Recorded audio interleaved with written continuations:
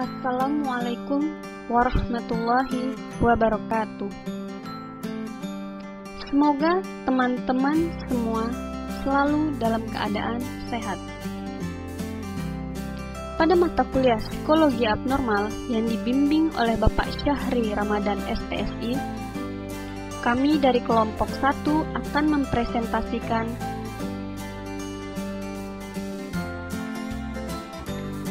definisi dan sejarah psikologi abnormal.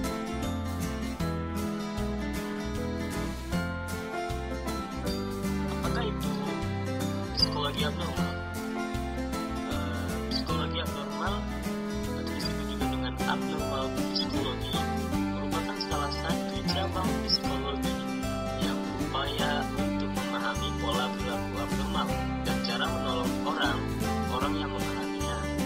Nah, di sini cara untuk mengatasinya itu dengan bersikap tenang, jangan sampai cemas dan depresinya berlebihan, maka akan terdampak abnormal, dan cara mengontrolnya, kondisikan emosional secara stabil juga tidak akan berdampak stres atau depresi.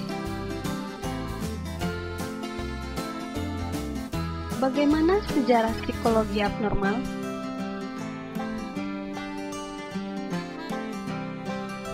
Zaman ke zaman cara menangani perilaku abnormal berbeda-beda. 1300 sebelum Masehi,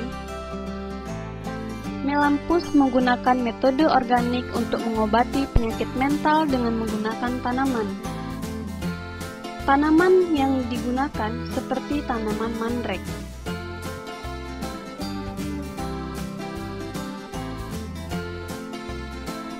Zaman Romawi dan Yunani kuno.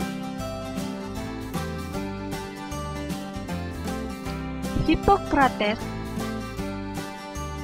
pada tahun 460 sebelum Masehi menyatakan bahwa otak manusia adalah pusat kesadaran intelektual dan emosi. Hippocrates menggolongkan 3 perilaku abnormal. Pertama, melankolia, depresi yang berlebihan. Yang kedua, mania, kegembiraan yang berlebihan. Yang ketiga, frenitis, demam otak yang menandai bentuk dari perilaku yang aneh. 130-200 sebelum Masehi, Asclepiades dan Galen, orang Romawi yang mendukung perlakuan lebih manusiawi serta adanya perawatan di rumah sakit untuk para penderita gangguan mental. Abad Pertengahan 792 Masehi, rumah sakit mental pertama berdiri di Baghdad, diikuti oleh Suriah dan Aleppo. Rumah sakit ini menjadi tempat para pasien penderita penyakit mental menerima perawatan yang manusiawi. 980 sampai 1037 Masehi, Avicenna dengan teorinya Prince of Physicians. Avicenna menyatakan bahwa depresi adalah hasil dari ketidakseimbangannya kimia di dalam tubuh yang disebabkan oleh stres emosional. Studi medis Avicenna, The Canon of Medicine, yang berisi hasil penelitian Avicenna tentang histeria, epilepsi, manik, dan melankolia. Zaman kegelapan. Pada zaman ini, para penderita gangguan mental ditangani oleh pastur dengan berdoa atau menyentuh pasien menggunakan benda-benda keramat, bahkan hingga memukul dan mencambuk. Perilaku abnormal dipercaya timbul karena adanya pengaruh sihir sehingga para penderita marak dibunuh atau diburu karena dianggap memiliki ilmu sihir. Akhir abad ke-15 sampai awal abad ke-16.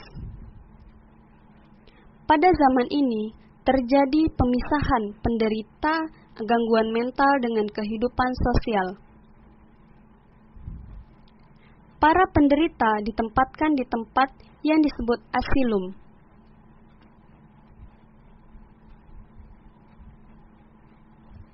1547 Masehi, Henry VIII memprakarsai pembangunan London Hospital of St. Mary of Bethlehem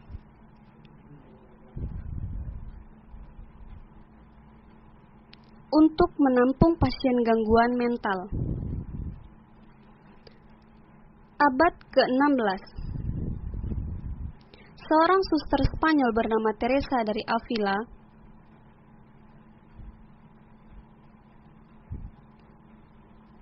membuat konsep luar biasa bahwa seorang yang mengalami histeris mereka tidak kesurupan, akan tetapi menyiaratkan bahwa mereka mengalami sakit yang berasal dari pikirannya.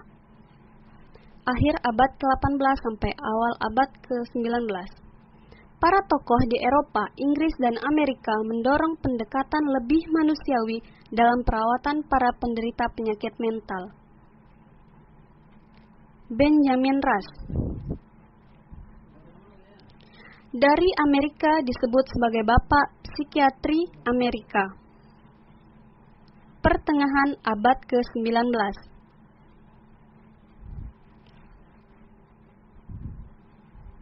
Dorothy Dix berusaha memperjuangkan keberadaan para penderita penyakit mental sampai mendapatkan perhatian khusus dari negara. Ia mendirikan rumah sakit jiwa di seluruh Amerika. Akhir abad ke-19, Emil Kraepelin pada tahun 1855 sampai 1926, gejala gangguan mental yang tampak mulai didaftar dan diklarifikasikan berdasarkan pola gejala dan juga mengidentifikasi dan mengklasifikasikan penyakit mental. Sigmund Freud memperkenalkan teori psikoanalisis klasik dan teori psikososial Freud sebagai suatu teori komprehensif yang mencoba menjelaskan perilaku normal dan abnormal.